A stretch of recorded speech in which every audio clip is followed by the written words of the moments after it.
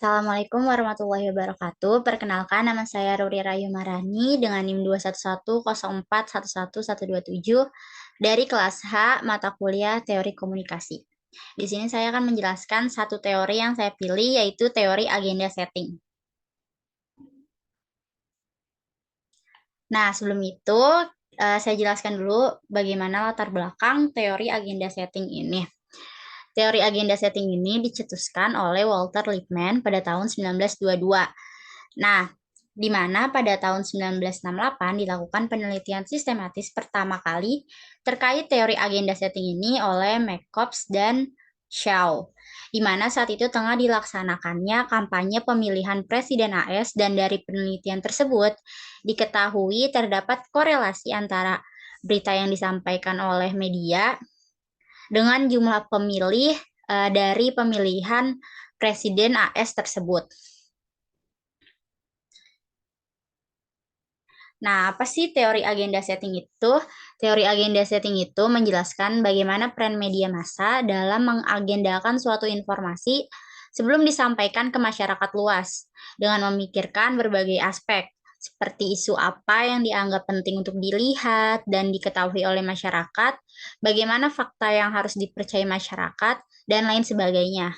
Sehingga isu-isu yang dianggap penting oleh media akan dianggap penting juga oleh masyarakat, dan setelah suatu isu disampaikan oleh media, isu tersebut akan memengaruhi perilaku, pendapat, gaya hidup, bahkan tindakan masyarakat. Nah, di sini ada efek teori agenda setting. Di sini terdapat kutipan, yaitu pers mungkin tidak banyak waktu dalam menceritakan orang-orang yang berpikir, tetapi berhasil mengalihkan para pemirsa dalam berpikir tentang apa. Maksud dari kutipan ini yaitu pers dan media memiliki kemampuan untuk mentransfer hal-hal yang menonjol dalam sebuah berita dari news agenda terhadap public agenda. Sehingga dari news agenda tersebut dapat membentuk persepsi publik terhadap suatu isu yang telah disampaikan melalui media. Sehingga masyarakat menjadi terbiasa akan berita-berita yang disampaikan oleh media dan menjadi bahan perbincangan dalam kehidupan sehari-hari masyarakat yang terpapar informasi tersebut. Selanjutnya ini ada dua asumsi dasar yang mendasari penelitian dalam menetapkan agenda. Yang pertama itu, pers dan media tidak mencerminkan realita, mereka menyaring dan membentuk itu. Maksud dari asumsi yang pertama ini, media itu menyaring berita, artikel, atau tulisan yang disiarkannya, di mana orang yang menyunting isu-isu yang ada itu disebut gatekeepers. Lalu setelah gatekeepers menyaring isu-isu yang ada dari penyuntingan tersebut, maka ditemukan isu mana yang perlu ditekankan dan disuguhkan pada media. Lalu di sini ada asumsi yang kedua, yaitu konsentrasi media atas sedikit persoalan dan menundukkan peranan penting publik untuk melihat persoalan itu sebagai lebih penting dari persoalan yang lain. Maksud dari asumsi yang kedua ini, dari isu-isu yang telah disunting tadi dan disuguhkan ke media, maka masyarakat akan melihat isu tersebut penting untuk diterimanya. Sehingga ada anggapan bahwa media itu memiliki kekuatan untuk menarik perhatian dan memengaruhi khalayak terhadap suatu isu. Nah, di sini ada fungsi-fungsinya, yaitu ada 3 fungsi. Yang pertama itu agenda media, yakni menentukan prioritas isu yang perlu ditonjolkan oleh media melalui pemberitaan. Media itu kan sangat selektif dalam menyiarkan berita, sehingga perlu nih ditentuin mana berita yang menarik bagi publik, nggak cuma dalam aspek tertentu, yaitu aspek nilai berita atau news value maupun nilai jual, yaitu self value. Nah, isu yang kedua itu ada agenda publik.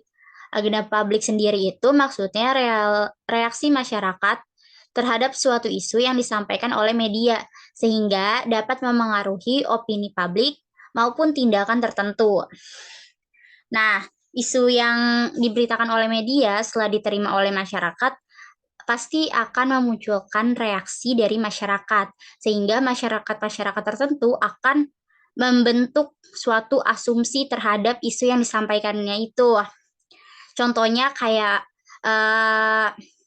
pada kasus Sambo, masyarakat tuh banyak yang memberikan beragam reaksi seperti kesel, marah terhadap pelaku tersebut dan beranggapan bahwa Sambo banyak berbohong, sehingga memunculkan tindakan-tindakan tertentu seperti komen-komen di akun-akun yang memposting terkait kasus Sambo di sosial media.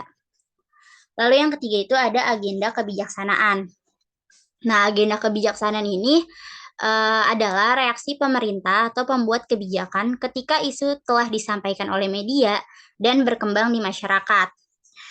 Contohnya itu kayak saat pandemi COVID kemarin,